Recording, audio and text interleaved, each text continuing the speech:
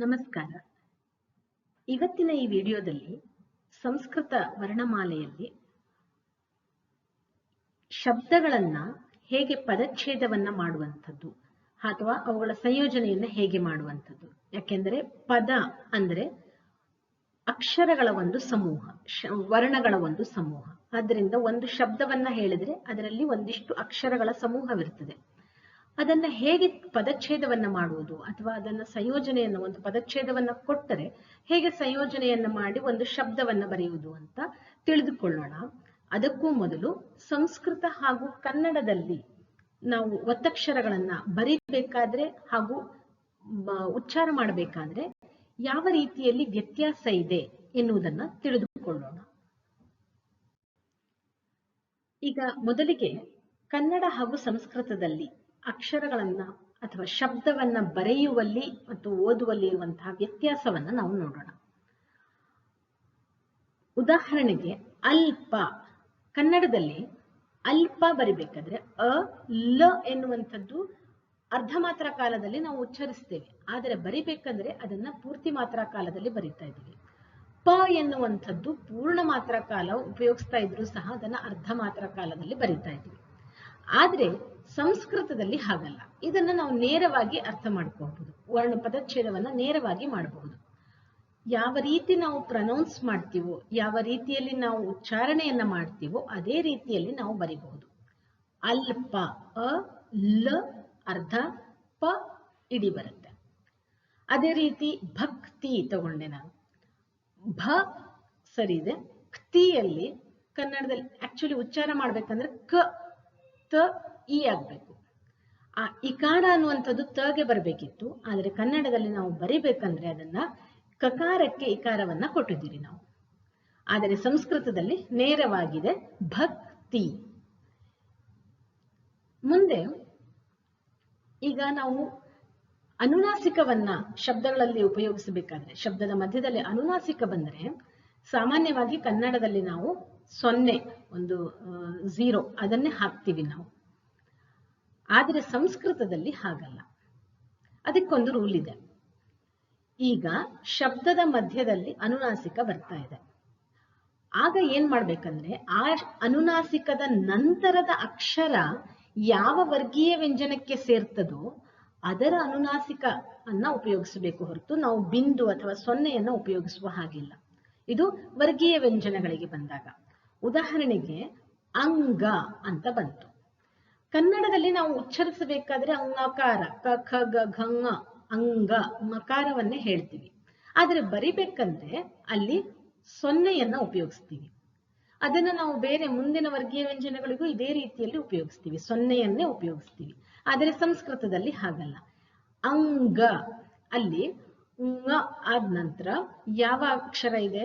ಗ ಎನ್ನುವಂಥದ್ದು ಕವರ್ಗಕ್ಕೆ ಸೇರಿರುವಂಥದ್ದು. ಕವರ್ಗದ ಅನುನಾಸಿಕ ಯಾವುದು? ङ. ಅದನ್ನೇ ಬರಿಬೇಕು. ಅದನ್ನ ಹಾಫ್ ಅರ್ಧ ಮಾತ್ರ ಕಾಲದಲ್ಲಿ ಬರೆದು ಗ ಅಂತ ಬರಿಬೇಕು. ಇಲ್ಲಿ ಅಂಗ ಅನ್ನುವಂಥದ್ದು ಅರ್ಧ ಮಾತ್ರ ಕಾಲದಲ್ಲಿ ಕೆಳಗಡೆ ಲೈನ್ ಅನ್ನ ಬರೆದು ಗ ಬರೆದಿದ್ದೀನಿ. ಈ ರೀತಿಯಲ್ಲೂ ಬರಿಬಹುದು. ಇಲ್ಲ, ঙಕಾರವನ್ನ ಬರೆದು ಇಡಿಯಾಗಿ ಪೂರ್ತಿ ಮಾತ್ರ ಕಾಲದಲ್ಲಿ ङ ಬರೆದು ಅದರ ಕೆಳಗಡೆ ಗವನ್ನ ಬರಿಬಹುದು. ಎರಡು ರೀತಿಯಲ್ಲಿ ಆಗ್ತದೆ. ಅದೇ ರೀತಿಯಾಗಿ ಇನ್ನೊಂದು ವರ್ಗೀಯ ವ್ಯಂಜನ ತೆಗೆದುಕೊಂಡ್ರೆ, ಉದಾಹರಣೆಯನ್ನ ಅಂಜನ. ಕನ್ನಡದಲ್ಲಿ ನಾವು ಪ್ರನೌನ್ಸ್ ಮಾಡ್ಬೇಕಂದ್ರೆ ಅಂಜನ, ನ ಚ ಛ ಜ ಝ ಞ ಅಂತ ಅಂಜನ ಅಂತಾನೆ ಬಂತು. ಆದರೆ ಬರಿಬೇಕಂದ್ರೆ 0 ಉಪಯೋಗಿಸ್ತೀವಿ. ಸಂಸ್ಕೃತದಲ್ಲಿ ಜಕಾರ, ಅಲ್ಲಿ ಜದು ಅನುನಾಸಿಕ ಯಾವುದು? ಞ.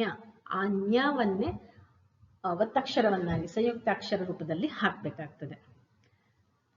ಕಂಠ, ಕಂಠ ನಕಾರ ಬರುತ್ತೆ. ಅಲ್ಲಿ ಉಚ್ಚಾರಣೆಯಲ್ಲಿ ಸಂಸ್ಕೃತ ಕನ್ನಡ ಎರಡರಲ್ಲೂ ಒಂದೇ ಇದೆ, ಆದರೆ ಬರೆಯುವುದರಲ್ಲಿ ಮಾತ್ರ ಎರಡು ಡಿಫರೆನ್ಸ್ ಇದೆ. ಅಲ್ಲಿ ಕಂಠ 0 ಹಾಕಿದೀವಿ ಕನ್ನಡದಲ್ಲಿ, ಆದರೆ ಸಂಸ್ಕೃತದಲ್ಲಿ ಕಂಠ ನಕಾರ, ಟಕಾರದ ಅನುನಾಸಿಕ ಯಾವುದು? ಟ ವರ್ಗದ ಅನುನಾಸಿಕ ಣ. ಅದನ್ನೇ ಹಾಕ್ಬೇಕು. ಅದನ್ನ ಅರ್ಧ ಮಾತ್ರ ಕಾಲದಲ್ಲಿ ಅಂದ್ರೆ ಒತ್ತಕ್ಷರವಾಗಿ ಹಾಕ್ಬೇಕು. ಹಾಗೆ ಪಂಪ, ಇಲ್ಲೂ ಹಾಗೆ ಪಂಪ ಅರ್ಧ ಮಾತ್ರ 0 ಉಪಯೋಗಿಸಿದೀವಿ. ಆದರೆ ಸಂಸ್ಕೃತದಲ್ಲಿ ಬರಿಬೇಕಂದ್ರೆ ಪ ವರ್ಗದ ಅನುನಾಸಿಕವಾದ ಮಕಾರವನ್ನ ಅರ್ಧ ಮಾತ್ರ ಕಾಲದಲ್ಲಿ ಅಂದ್ರೆ ಒತ್ತಕ್ಷರವನ್ನಾಗಿಯೇ ಉಪಯೋಗಿಸಬೇಕು. ಇದು ವರ್ಗೀಯ ವ್ಯಂಜನಕ್ಕೆ ಇರುವಂತಹ ಒಂದು ರೂಲ್ಸ್. ಹಾಗಿದ್ರೆ ಅವರ್ಗೀಯ ವ್ಯಂಜನಕ್ಕೆ ಬಂದಾಗ ಯಾವ ಅನುನಾಸಿಕವನ್ನ ಉಪಯೋಗಿಸಬೇಕು? ಅಂಶ, ಸಿಂಹ, ಹಂಸ ಈ ತರ ಎಲ್ಲ ಬಂದಾಗ ಏನ್ ಮಾಡ್ಬೇಕು ಅಂದ್ರೆ, ಅವರ್ಗೀಯ ವ್ಯಂಜನ ಬಂದಾಗ ಒಂದೇ, ಸಂಸ್ಕೃತದಲ್ಲಿ ನಾನು ಹೇಳ್ತಾ ಇರೋದು, ಕನ್ನಡದಲ್ಲಿ ಹೇಗೂ ಸೊನ್ನೆಯನ್ನೇ ಉಪಯೋಗಿಸ್ತೀವಿ ಎಲ್ಲದಕ್ಕೂ. ಸಂಸ್ಕೃತದಲ್ಲಾದ್ರೆ ಅವರ್ಗೀಯ ವ್ಯಂಜನಗಳು ಅನುನಾಸಿಕದ ಹಿಂದೆ ಮುಂದೆ ಇದ್ದಾಗ ಏನ್ ಮಾಡ್ಬೇಕಂದ್ರೆ ಒಂದೇ ಡಾಟ್ ಹಾಕ್ಬೋದು. ಅಲ್ಲಿ ಉದಾಹರಣೆ ಕೊಟ್ಟಿದ್ದೇನೆ, ಸಿಂಹ, ಸಿ ಆದ ನಂತರ ಮೇಲ್ಗಡೆ ಡಾಟ್ ಹಾಕಿ ಹ ಬರಿಬಹುದು, ಇಲ್ಲ ಮಕಾರವನ್ನ ತೆಗೆದುಕೊಳ್ಬಹುದು. ಮ ಪ ಪ ಭ ಭ ಮ, ಆ ಮದ್ದು ಅರ್ಧ ಮಾತ್ರ ಕಾಲವನ್ನ ತೆಗೆದುಕೊಳ್ಬಹುದು. ಇವೆರಡು ಸರಿಯಾದ ಒಂದು ರೂಪ. ಇದು ವರ್ಗೀಯ ವ್ಯಂಜನ ಬಂದಾಗ ಮಾತ್ರ ನಾವು ಅದರ ಅನುನಾಸಿಕವನ್ನೇ ಬರೆಯುವುದಕ್ಕೆ ಉಪಯೋಗಿಸ್ಬೇಕಾಗ್ತದೆ. ಈ ಅಂಶ ಯಾಕೆ ಮುಖ್ಯ ಅಂದ್ರೆ, ನಾವು ಸಂಸ್ಕೃತವನ್ನ ಬರಿಬೇಕಂದ್ರೆ ಕನ್ನಡದಲ್ಲಿ ಬರೆದ ಹಾಗೆ ಎಲ್ಲ ಕಡೆ ಸೊನ್ನೆಯನ್ನ ಹಾಕ್ತೀವಿ, ಹಾಗೆ ಸಂಸ್ಕೃತದಲ್ಲಿ ಎಲ್ಲ ಕಡೆ ಬಿಂದುವನ್ನ ಹಾಕುವುದು ಈ ರೀತಿ ಅಲ್ಲ. ಈ ನಿಯಮವನ್ನ ತಿಳಿದುಕೊಂಡಿದ್ರೆ ಸರಿಯಾಗಿ ಸಂಸ್ಕೃತವನ್ನ ಬರೀಲಿಕ್ಕೆ ಅಭ್ಯಾಸ ಮಾಡಬಹುದು. ಮುಂದೆ ಶಬ್ದಗಳ ಪದಚ್ಛೇದ, ಒತ್ತಕ್ಷರಗಳಿದ್ದಾಗ ಅಥವಾ ಸರಳವಾದ ಶಬ್ದಗಳು ಇದ್ದಾಗ ಪದಚ್ಛೇದವನ್ನ ಹೇಗೆ ಮಾಡುವುದು ಅನ್ನೋದನ್ನ ತಿಳಿದುಕೊಳ್ಳೋಣ. ಪದಚ್ಛೇದ ಅಥವಾ ವರ್ಣವಿಚ್ಛೇದ ಅಂದ್ರೆ ಏನು? ಒಂದು ಪದ ಶಬ್ದದಲ್ಲಿ ಸ್ವರಗಳು ಹಾಗೂ ವ್ಯಂಜನಗಳನ್ನ ನಾವು ಬೇರ್ಪಡಿಸುವುದನ್ನ ವರ್ಣವಿಚ್ಛೇದ ಅಂತ ಕರೆಯಲಾಗ್ತದೆ. ಇದನ್ನು ಮಾಡುವುದರಿಂದ ಪ್ರಯೋಜನವೇನೆಂದರೆ, ಸಂಸ್ಕೃತದ ಶಬ್ದಗಳ ಅಕ್ಷರಗಳು, ಅದರ ಸಮೂಹಗಳು ಅರ್ಥವಾಗ್ತದೆ, ಅದರ ಪ್ರೊನೌನ್ಸಿಯೇಷನ್ ಮಾಡುವುದು ಈಸಿ ಆಗ್ತದೆ.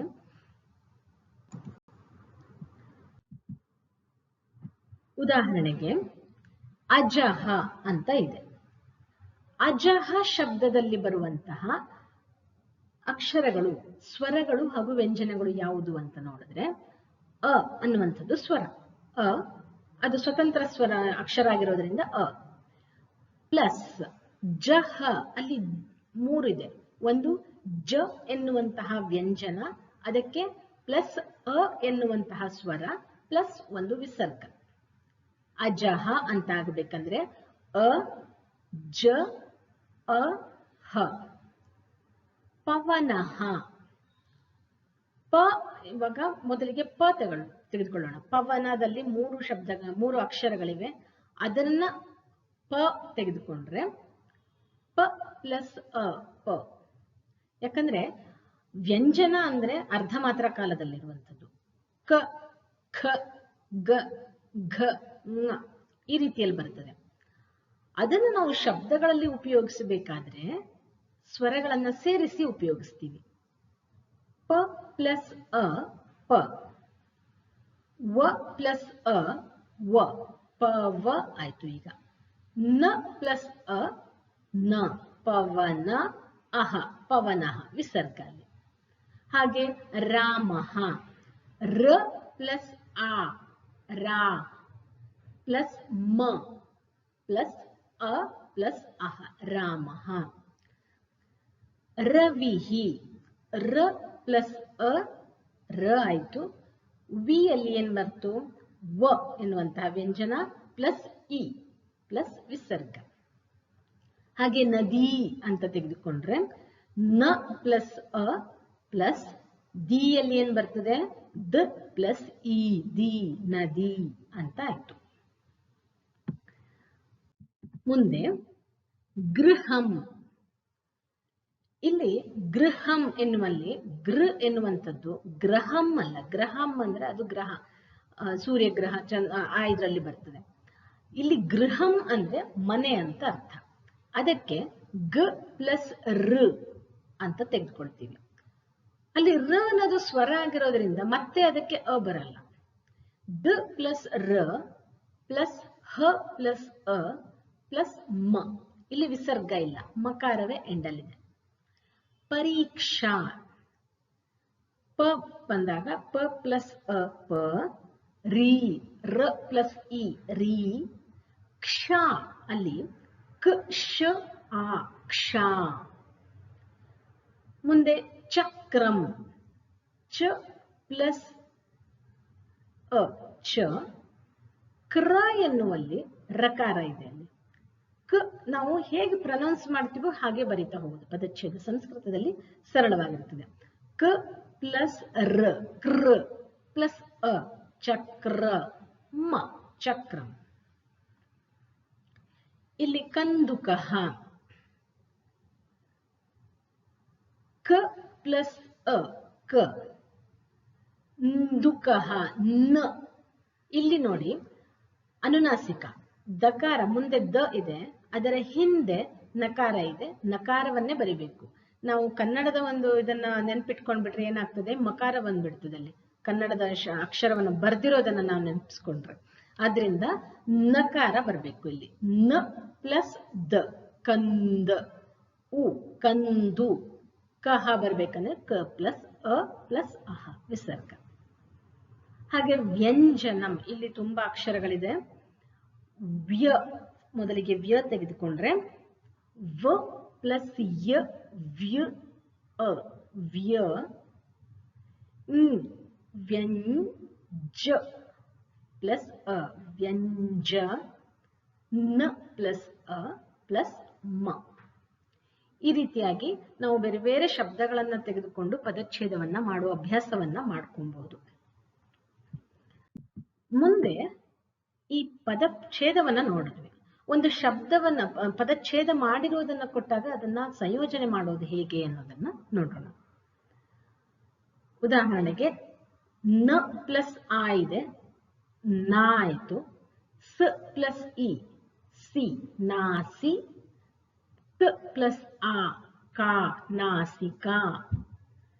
ಹಾಗೆ ಆ ಪ್ಲಸ್ ಮ ಆಮ್ ಆಯ್ತು. ರ ಇದೆ ಆಮ್ರ ಆಯ್ತು. ಪ್ಲಸ್ ಅ ಇದೆ ಅಲ್ಲಿ ಆಮ್ರ ಆಯ್ತು ಆಮ್ರಂ. ಮುಂದೆ ಬ ಪ್ಲಸ್ ಆ ಬಾ. ಹ ಪ್ಲಸ್ ಉ ಹು. ಇನ್ನೊಂದು ವಿಸರ್ಗ ಬಾಹು ಹು. ಹಾಗೆ ಅ ಪ್ಲಸ್ ಶ ಅಶ್. ಮತ್ತೆ ಯಾವ ಸ್ವರ ಇಲ್ಲ, ಇನ್ನೊಂದು ವ್ಯಂಜನವೇ ಇದೆ ವ ಅಶ್ವ ಆಯ್ತು. ಪ್ಲಸ್ ಅ ಅಶ್ವ ಅಹ ಅಶ್ವಹ. ಹಾಗೆ ಸಂಸ್ಕೃತಂ ನೋಡಿ, ಸ ಪ್ಲಸ್ ಅ ಸ ಪ್ಲಸ್ ಮ ಸಂ ಸ ಸಂಸ್ ಸಂಸ್ಕ ಸಂಸ್ಕೃ ಸಂಸ್ಕೃತ ಸಂಸ್ಕೃತ ಸಂಸ್ಕೃತಂ ಅಂತ ಬಂತು.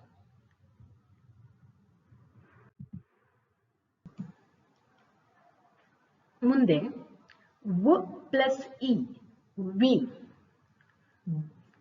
ವ ಪ್ಲಸ್ ಇ ವಿ ಆಯ್ತು. ವಿ ಪ್ಲಸ್ ದ ವಿದ್ ಆಯ್ತು. ವಿ ಪ್ಲಸ್ ದ ವಿದ್ ಯ ವಿದ್ಯ ಆ ವಿದ್ಯಾ ಅಂತ ಆಯ್ತು. ಇಲ್ಲಿ ವರ್ಡ್ ಪ್ಯಾಡ್ ಅಲ್ಲಿ ಬರಿಬೇಕಂದ್ರೆ ಅಥವಾ ಪಿಪಿಟಿಯಲ್ಲಿ ಬರಿಬೇಕಂದ್ರೆ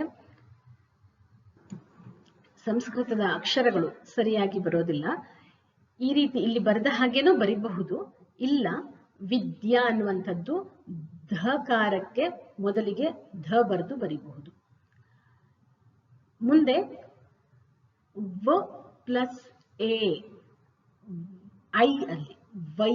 ವ ಪ್ಲಸ್ ಐ ವೈ ದ ವೈದ್ ವೈದ್ಯ ಅ ವೈದ್ಯಾಹ ಅಂತ ಆಯ್ತು. ಗ ಪ್ಲಸ್ ಅ ಗ ಪ್ಲಸ್ ನ ಗಣ್ ಪ್ಲಸ್ ಎ ಗಣ್ಣೆ ಪ್ಲಸ್ ಶ ಗಣೇಶ್ ಪ್ಲಸ್ ಅಹ ಗಣೇಶಃ. ನ ಪ್ಲಸ್ ಆ ನಾ ಪ್ಲಸ್ ರ ನಾರ್ ಪ್ಲಸ್ ಅ ನಾರ ಪ್ಲಸ್ ಂಗ. ಇಲ್ಲಿ ನೋಡಿ ಮುಂದೆ ಗಕಾರ ಇದೆ, ನಕಾರ ಬರ್ದಿದ್ದೀನಿ.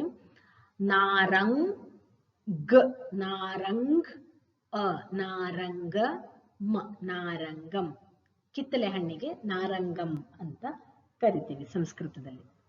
ಈ ರೀತಿಯಾಗಿ ಪದಗಳ ಛೇದವನ್ನ ಮಾಡುವಂಥದ್ದು ಹಾಗೂ ಪದಗಳ ಛೇದಿಸಿರುವಂತಹ ಪದಗಳ ಸಂಯೋಜನೆಯನ್ನ ಮಾಡುವಂಥದ್ದು ಅಭ್ಯಾಸ ಮಾಡಿದ್ರೆ ಸಂಸ್ಕೃತವನ್ನ ಬರೆಯುವುದಕ್ಕೆ ಹಾಗೂ ಓದುವುದಕ್ಕೆ ತುಂಬಾ ಸಹಾಯಕವಾಗ್ತದೆ. ಧನ್ಯವಾದಗಳು.